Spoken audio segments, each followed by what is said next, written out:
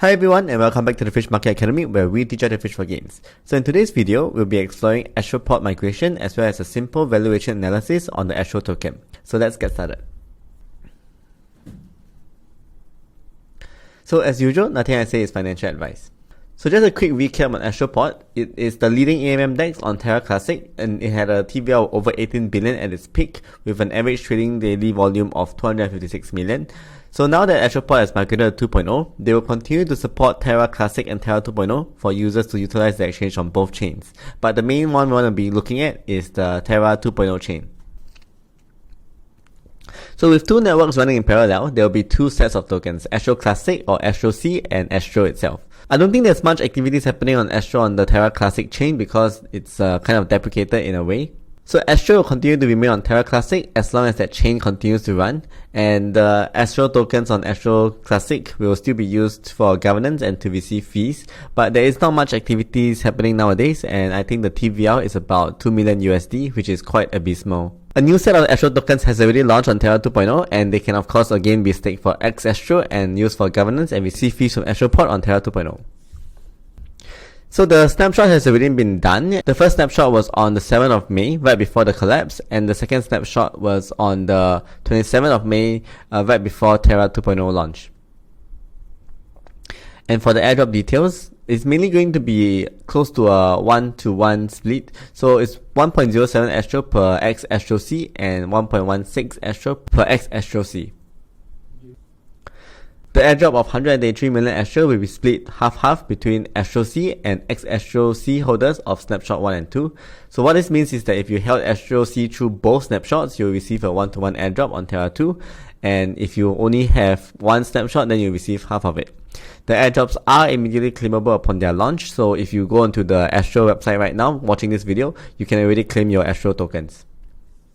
So what about your Astro that you deposited with other protocols? So here are the details. You can pause this video to take a look, but basically if you had it in retrograde, reactor, etc., you will still be getting your Astro accordingly as well. In terms of ASTRO Utility, it's basically still the same functionality as Terra Classic. You can use it for governance, it will receive a portion of trading fees from Astroport, etc. So nothing really has changed and still the same.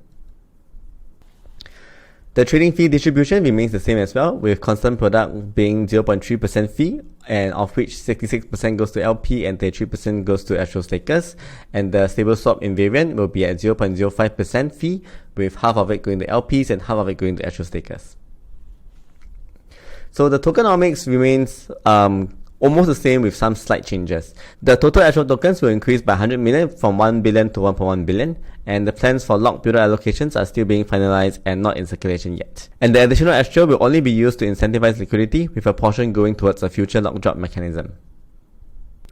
So the emission schedule will remain unchanged, with 100 million tokens in year 1, and after that, emissions will decrease by 20% a year, and this is for the first 12 years.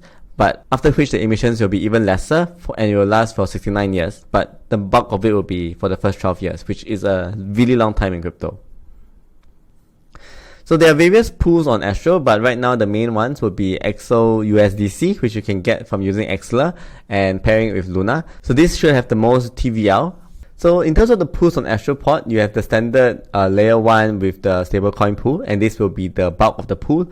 Currently the total TVL in Astroport is about 5 million to 6 million, so that's quite low, but hopefully this number continues to increase as more protocols develop and launch on Terra. Most of the initial Astro emissions for LPs will be based off the Luna stablecoin pool and the Luna-Luna X pool. Luna X is the Stader Luna X, which is Luna staked with Stader, as well as the Astro tokens with the USDC pool and the stable swap for XO USDC and XO USDT. So AXL comes from the Xler bridge, so you can use the Xler bridge to send USDC into Terra. The only one that has a dual reward right now is Luna and Luna X, because you get both Astro and Stader reward tokens, but as you can see, the combined APR for that is actually quite low. So I don't really think it's worth doing unless you are a really long-term believer of Luna.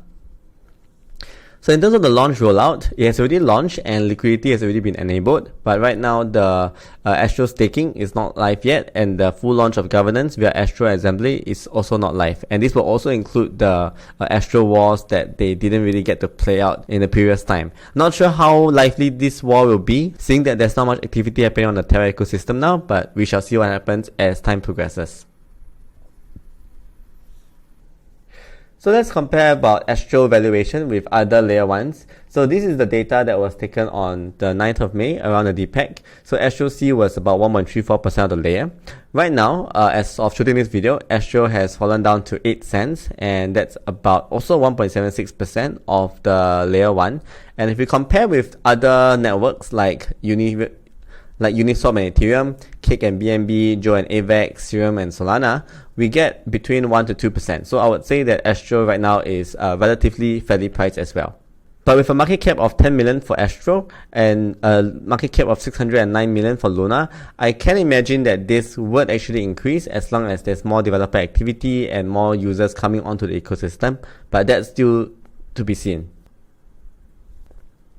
So this is the new website, and you can see it's more or less the same. There isn't really much changes except for the pools. You can see that there are a few different pools. One interesting pool is actually the Fatman Luna pool with a combined APR of 68%, but Fatman is basically just a meme coin, so you should only use whatever you want to lose if you are trading the Fatman token. The ASTRO USDT pool is actually really interesting. Right now it's actually generating 45% from Astro emission rewards. So if you have some spare USDC and USDT, you can use the ASTRO bridge and send some of the funds in here and then start generating returns from Astro, which you can then sell into USDC and bridge out. So in conclusion, it will be very interesting to see how Astroport builds back up, especially since they previously had plans to launch the VX Astro model for their Astro War, but that unfortunately didn't make it out. While the majority of Astro in supply belongs to the community and builder tokens are still locked up, we can expect more dumping if Terra 2.0 doesn't do well, because everyone will just farm and dump the Astro token, especially on the USDC-USDT pair.